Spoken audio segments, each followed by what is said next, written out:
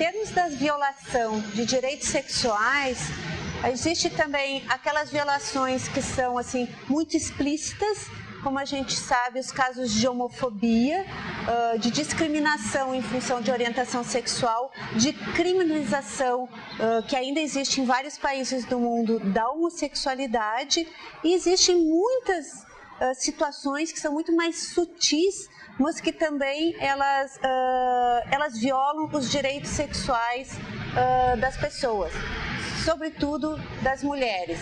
Então, a primeira delas, que eu queria chamar a atenção, que às vezes a gente nem se dá conta dela, é que as mulheres, elas são vistas muito sobre a ótica da reprodução.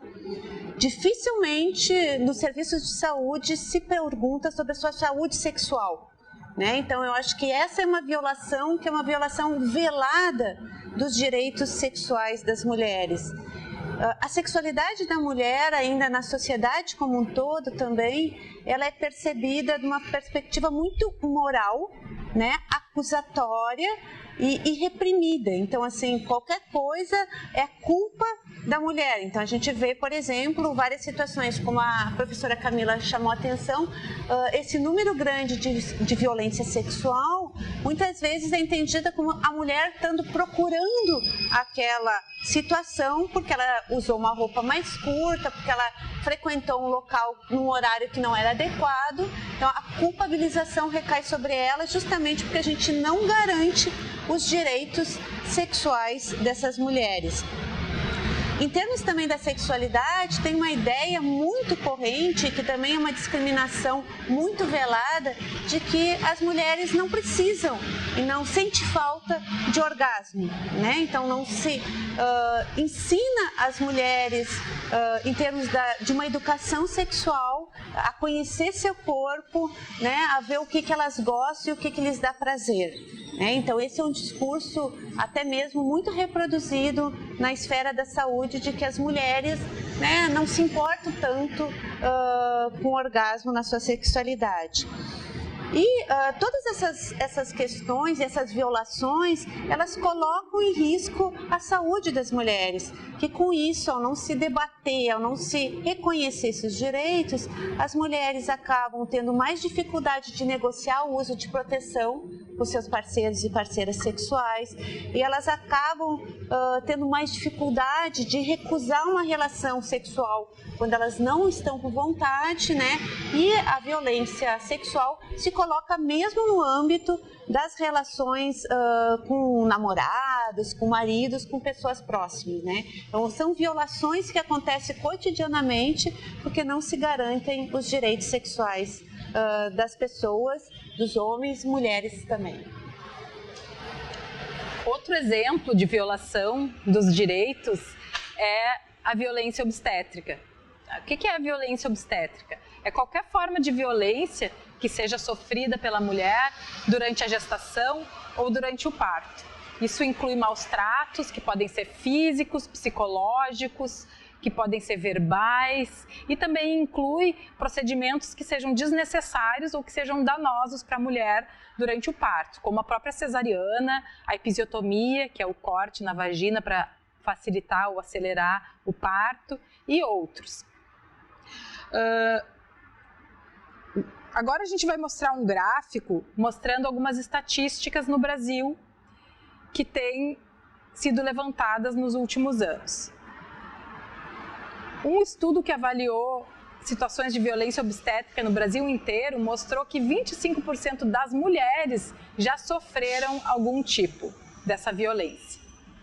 Agora, tem um outro estudo realizado no Nordeste, especificamente na cidade de Recife, que ampliou um pouco o conceito de violência obstétrica. Então, nesse estudo foi considerado violência obstétrica também os procedimentos desnecessários. Então, qualquer mulher que passasse por um procedimento desnecessário, que não tivesse uma indicação específica, foi considerado violência obstétrica. Aí, a taxa já foi muito maior, foi mais de 80% a proporção de mulheres que sofreu algum tipo de violência, considerando esse conceito mais amplo. Então, a gente vê que é bastante variável conforme o que a gente considera que é sofrer uma violência ou não. Uma questão interessante é que esse conceito de violência obstétrica, ele foi concebido na América Latina. Ele foi uma construção dos movimentos de mulheres que tiveram muita influência nessa reivindicação. E ele é usado basicamente aqui, mas também hoje em dia tem sido expandido e tem sido usado em outros lugares do mundo. Tem uma pesquisa que ainda não foi publicada, que está sendo realizada aqui em Porto Alegre, já foi realizada, mas que ainda não foi, os dados ainda não foram divulgados, que mostra que aqui no nosso meio, tanto em hospital público quanto em hospital privado, a proporção de mulheres que sofrem violência obstétrica é de 12,5%. Então, foi essa proporção de mulheres que respondeu sim para a pergunta: se você foi humilhada, desrespeitada ou maltratada durante o parto. Então, esta é uma proporção que não é nada negligenciável, né, digamos assim, é uma proporção importante de mulheres que vêm sofrendo esse tipo de violência. E os dados são variáveis de acordo com o lugar do Brasil e de acordo também com o conceito que se usa de violência obstétrica. O que é violência obstétrica? Vamos dar alguns exemplos, assim, né, para a gente ser mais claro. Então, tem coisas bem explícitas, né, do tipo que a gente não tem nenhuma dúvida que aquilo é uma violência, como, por exemplo, mulheres que escutam durante o parto da equipe assistencial que diz para ela assim: o que tu tá gritando? Na hora de fazer, não doeu, aí agora aguenta firme. Então, esse tipo de desrespeito, um abuso, né, uma situação de muito maus tratos mesmo, mas também a gente tem violências que são mais veladas e que às vezes não são consideradas violência pelas próprias mulheres, que acabam recebendo aquilo como uma coisa passiva, natural. Então, o fato, por exemplo, de não permitir que a mulher se movimente, de não permitir que a mulher se alimente durante um trabalho de parto normal, né? Não uma mulher de risco, mas um trabalho de parto normal, isso também pode ser considerado uma violência, porque a mulher teria o direito de poder se movimentar, de poder se alimentar e também de escolher a posição que ela quer ter o parto, por exemplo. Ela não precisa ser induzida a uma posição específica se ela não tem nenhum risco para a sua saúde. E isso muitas vezes não é feito. Então, essa autonomia, esse protagonismo com relação às escolhas do parto, muitas vezes isso não é oportunizado e isso pode ser considerado, sim, uma forma de violência. Uma outra forma também muito importante de violência obstétrica é de não permitir a presença do acompanhante ou da acompanhante que a mulher queira que esteja consigo durante o parto. Isso também é uma forma de violência obstétrica. Bom, então, esses foram 3 exemplos de situações de violação de direitos. Então, a questão do aborto, a questão da sexualidade feminina, a questão da violência obstétrica. E aí fica mais claro, né, o que a gente está falando sobre direitos sexuais e reprodutivos. Então, agora, como é que a gente acessa, né? Quais são, assim, questões práticas que a gente tem que saber, todo mundo, toda a sociedade, para como exercer, como reivindicar os nossos direitos sexuais e reprodutivos. A primeira coisa, a gente tem direito, nós como mulheres, mas também os homens da sociedade, ao nosso planejamento reprodutivo. E a gente tem no Sistema Único de Saúde direito a acessar os métodos anticoncepcionais em qualquer unidade de saúde. Esses métodos anticoncepcionais são vários tipos, existem de várias formas, existem pílulas, existem dispositivo intrauterino, existe preservativo masculino, preservativo feminino, existem ligadura de trompas, vasectomia, são vários os métodos. E o nosso direito é de conhecer todos esses métodos, de saber qual que é o mais adequado para nós, de ter essa informação, de poder conversar com um profissional de saúde a esse respeito e de poder, finalmente, escolher qual que a gente quer usar e se a gente quer usar, né? E poder ter acesso a esse método.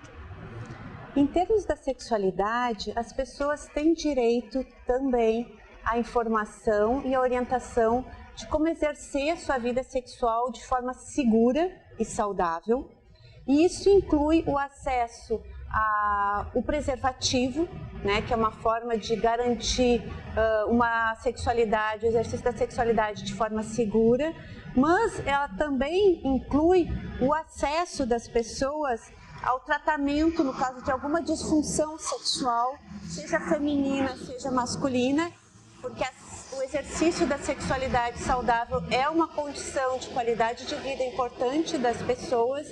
Inclui também, dentro desses direitos, o acesso à profilaxia.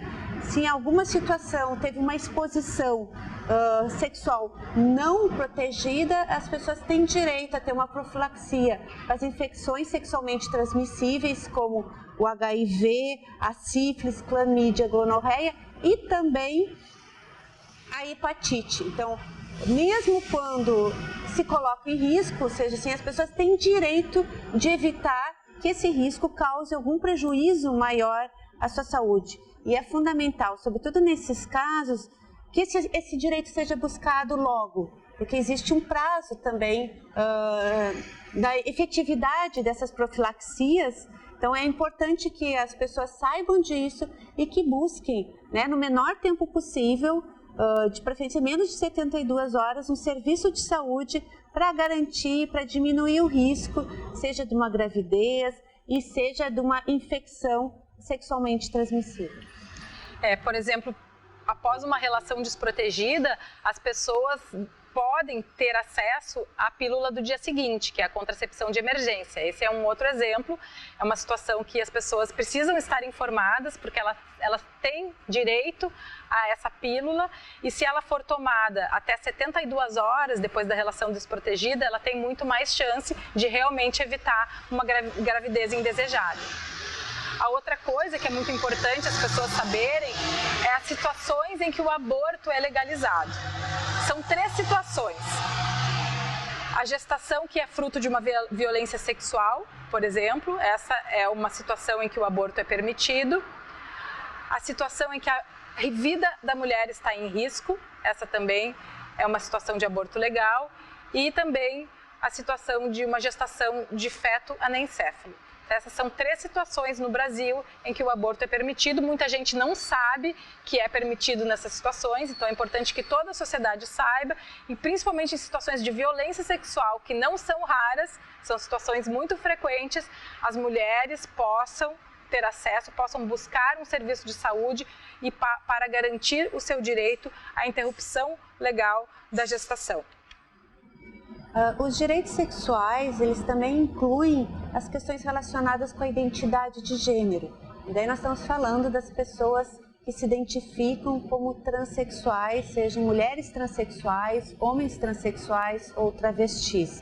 Então, essas pessoas, elas têm direito ao nome social, que seja utilizado nas instituições públicas, serviços de saúde. Elas têm direito à mudança dos documentos de acordo com essa configuração de identidade de gênero, e têm acesso também aos tratamentos disponibilizados no sistema de saúde, como hormonioterapia, cirurgias para cordas vocais e cirurgias de redesignação sexual.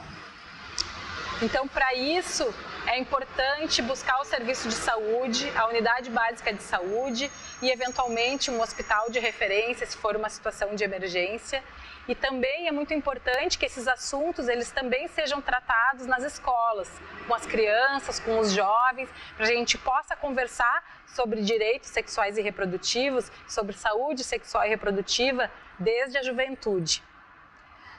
A gente está disponibilizando aqui nesse slide os telefones que podem ser usados como apoio, né, que são gratuitos. Tem o telefone 0800 no estado do Rio Grande do Sul e também o telefone 180, que é o Disque Lilás, que é para atendimento das mulheres que sofrem qualquer violação de direitos ou que estão buscando informação sobre seus direitos.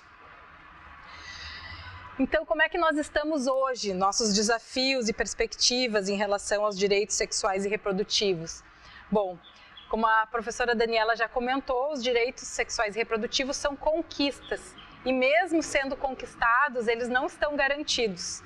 E esses exemplos que a gente deu são realmente exemplos concretos de que esses direitos estão todo o tempo sendo violados. Então, a gente precisa estar sempre atento, precisa estar sempre informado e sempre buscando garantir os nossos direitos. Mas não é só, porque hoje em dia, no momento atual, a gente está vivendo uma situação de ameaça a retroceder nesses direitos. e a gente precisa estar cuidando, né, de tudo que a gente já garantiu até hoje e que a gente continue com esses direitos garantidos, que a gente não tenha retrocessos, que é o que está mais ou menos pintando por aí. A abordagem da saúde sexual e reprodutiva de uma maneira integral, quer dizer, contemplando todos esses direitos que a gente comentou, todos esses aspectos que a gente comentou, a questão da reprodução, a questão da sexualidade, a questão da identidade de gênero e da orientação sexual. Isso exige uma perspectiva realmente integral, um olhar integral do profissional de saúde e também das pessoas de outras profissões, né? E a gente quer marcar aqui também que isso não está restrito ao setor saúde, que essa é uma questão que abarca e envolve toda a sociedade e que a gente precisa, para contemplar esses direitos, a gente precisa enfrentar um sistema que é baseado no patriarcado, um sistema que é baseado na proibição da mulher, e sempre foi assim, de exercer os seus direitos sobre o corpo. Assim, a escola é uma instituição fundamental para a garantia e a manutenção desses direitos, ou seja, assim, porque a gente tem que garantir que os nossos jovens, que as nossas crianças, elas tenham uma concepção e uma crítica sobre as desigualdades de gênero que dominam na nossa sociedade e que acabam colocando em risco esses direitos, né? Então é fundamental que na escola se discuta gênero, que se garanta que os jovens, homens e mulheres, né, eles possam ter uma igualdade em termos de situação, de enfrentamento do mercado de trabalho, de escolarização, de valorização do seu trabalho com a remuneração igualitária.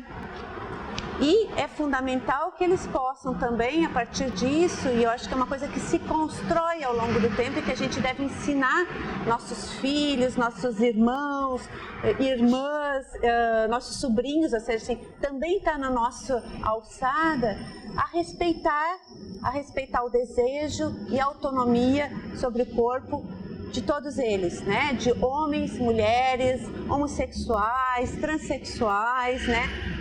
Negros, brancos, independente de qualquer e sem qualquer forma de constrangimento ou discriminação.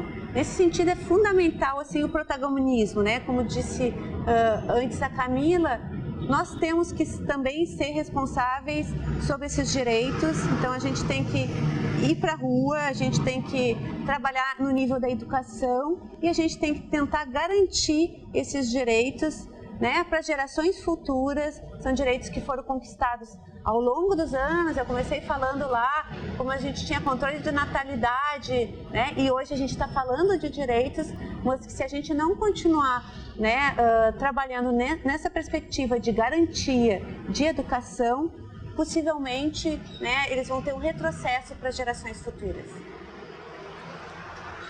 Acho que era isso que a gente tinha, né? Obrigada. Muito obrigada. A gente termina mostrando algumas imagens que são bastante estimulantes, né, de manifestações em prol dos direitos sexuais e reprodutivos e que mostram também que a gente precisa estar sempre atento e sempre manifestando essa importância de contemplar os nossos direitos. Obrigada.